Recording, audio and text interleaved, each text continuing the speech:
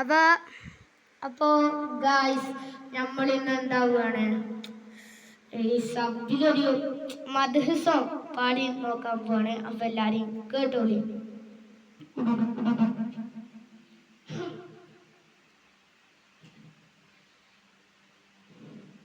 അസ്സലാമു അലൈക്കും.